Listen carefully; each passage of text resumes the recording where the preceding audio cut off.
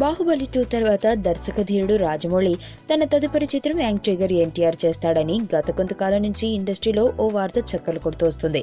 ఇప్పటికే ఈ పౌరాణిక చిత్రానికి గరుడ అనే టైటిల్ ఫిక్స్ చేశారని, ఇది మల్టీస్టారర్ అని కూడా చెబుతున్నారు. బాహుబలి 2 రిలీజ్ అయిన వెంటనే జక్కన్న ఈ చిత్రాన్ని సెట్స్ మీదకి తీసుకెళ్తాడని, ఈ సినిమా కోసం 3 ఏళ్ల షెడ్యూల్ ప్లాన్ కూడా సిద్ధం చేసుకున్నాడని ప్రచారం జరుగుతోస్తుంది. సాధారణంగా ఏదైనా ఓ రూమర్ వస్తే జక్కన్న వెంటనే దానిపై క్లారిటీ ఇచ్చేస్తాడు.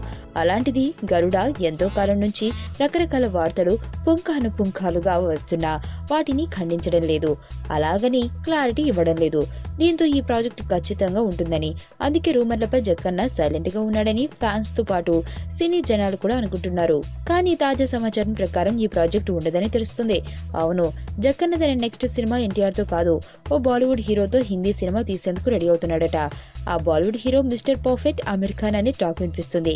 ఈ మధ్య అమీర్ జక్కన్న మధ్య తరచుగా కొన్ని మీటింగ్స్ జరుగుతుండటంతో వీరి కాంబోలో మూవీ ఉంటుందన్న రూమర్స్ కి బలం చేకూరుతుంది.